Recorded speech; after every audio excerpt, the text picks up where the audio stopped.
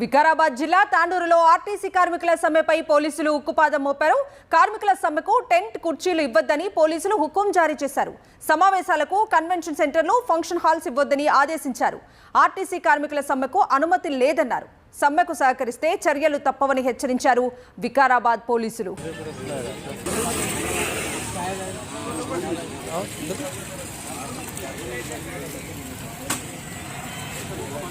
వికారాబాద్ జిల్లా తాండూరులో ఆర్టీసీ కార్మికుల సమ్మెపై పోలీసులు ఉక్కుపాదం మోపారు. కార్మికుల సమ్మెకు టెంట్ కుర్చీలు ఇవ్వొద్దని పోలీసులు హుకుం జారీ చేశారు. ఇదే అంశానికి సంబంధించి పూర్తి డీటెయిల్స్ అందించడానికి మా ప్రతినిధి లైవ్ లో జాయిన్ అవుతున్నారు.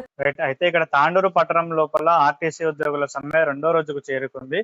అయితే ఈ సమ్మెకు సంబంధించి తాండూరు పోలీసులు గత రాత్రి విడుదల చేసిన ఒక ప్రకటన ప్రస్తుతం రాష్ట్ర వ్యాప్తంగా కూడా చర్చనీయాంశంగా మారింది.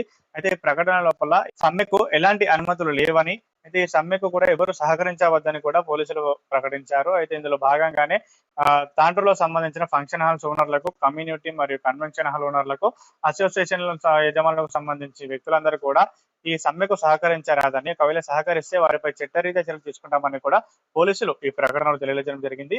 అయితే ఈ ప్రకటనపై ఆర్టీసీ ఉద్యోగులు తీవ్ర స్థాయిలో మండిపడుతున్నారు. అదేవిధంగా తాండూరు బీఆర్ఎస్ నాయకులు కూడా ఈ ప్రకటనను ఖండించారు. అయితే శాంతియుతంగా చేస్తున్న ఈ సమ్మెకు కూడా పోలీసులు ఇలాంటి ప్రకటన విడుదల చేయడంపై తీవ్ర ఆగ్రహం వ్యక్తం చేశారు. మా రవాణా శాఖ మంత్రి గారు ఆ మూడు ముఖ్యమైన ప్రభుత్వంలో విలీనం, ఒకటి యూనియన్లు పెట్టుకోవడం అనే ఒకటి, మళ్ళీ పెసికల్ ఒకటి, మాకు 3 అవి కావాలి ముఖ్యంగా. ఆ 3 లేకుండా 29 ఏం చేయలేము మేము. ఆ 29 అన్ని పనికిరానిలాగా అవి ప్రైవేట్ బస్సులు రావడము, అవి ఎలక్ట్రిక్ బస్సులను తీసుకోవడము, మా ప్లేసెస్ కాల్ చేయడము డిపోలని, మరి ముఖ్యంగా వాళ్ళని తీసుకొని వాళ్ళ కిలోమీటర్ సేపు కట్టియడము, ఇదంతా మొత్తం ఏం లేదు, లా చేయడం తప్ప ఏం లేదు. ఇక వాళ్ళకు పైకెళ్ళి పోలీసు వాళ్ళకు ఏం చెప్పిండ్రో తెలియదు. మేము శాంతియుతంగా చేసుకోవాలని అక్కడ వేసుకున్నాము.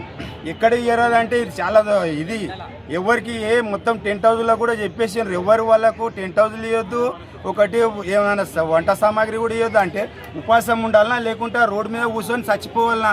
ఇంతకుముందుగానే ఒక 40 మంది చనిపోయినారు 55 రోజులు సమ్మె చేస్తే.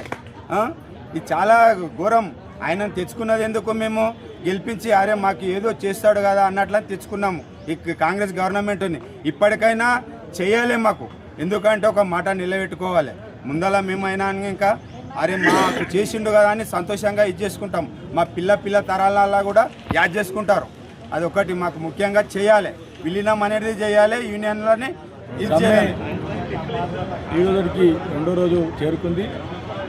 సమ్మెను విచ్ఛిన్నం చేయడానికి ప్రభుత్వమే శాంతియుతంగా చేస్తున్న సమ్మెను విచ్ఛిన్నం చేయడానికి ప్రభుత్వం పోలీస్ యంత్రాంగం ద్వారా కుట్రలు పంతా ఉన్నది. మరి నిన్ననే సిఐ గారు మరి టెంటును లోపడేసుకోండి అని చెప్పి మాకు పర్మిషన్ ఇచ్చి, తర్వాత మరి టెంట్ వీకేయాలని చెప్పేసి ఆ టెంట్ ఓనర్కు ఫోన్ చేసి నీ మీద కేసు బుక్ చేస్తున్నా అని చెప్పేసి మరి ధమ్కీలు ఇవ్వడము, కేసు బుక్ చేయడము, అదేవిధంగా ఒక సర్క్యులర్ జారీ చేసింది. ఆర్టీసీ సమ్మెకు ఎవరు మద్దతు ఇవ్వద్దు, ఆర్టీసీకి టెంట్లు కానివ్వండి, ఫంక్షన్ హాల్ కానివ్వండి, మరి చెద్దర్లు కానివ్వండి, ఏమి ఇవ్వద్దు అని చెప్పేసి ఒక నియంతృత్వంతో ఈరోజు మరి సిఐ తాండూరు సిఐ గారు మరి హుకుం జారీ చేసిండ్రు.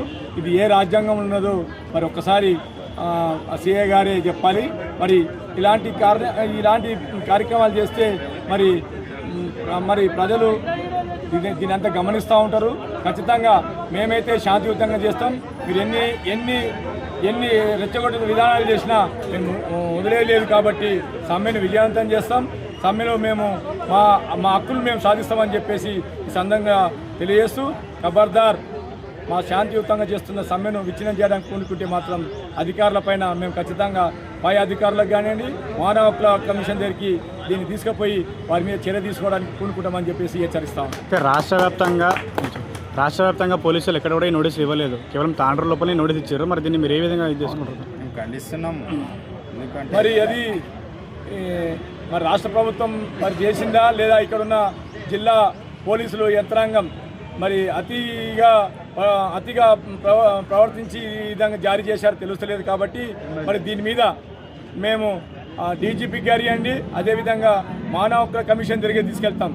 మరి ఎవరు చెప్పిన ఇది ఈ విధంగా హుకుం జారీ చేయాలని చెప్పేసి ఏ రాజ్యాంగంలో ఉన్నది, ఏ చట్టంలో ఉన్నదో మరి దాని మీద చర్య తీసుకోవాలని చెప్పేసి మానవ హక్కుల కమిషన్కు, డీజీపీ గారికి, మరి ఐఆర్ ఆఫీసర్కు ఖచ్చితంగా దీని మీద కంప్లైంట్ చేస్తామని చెప్పేసి సీఏ గారు చేసిన ఈ హుకుంను మేము కంప్లైంట్ చేస్తామని చెప్పేసి సందర్భంగా వ్యక్తం చేస్తాం.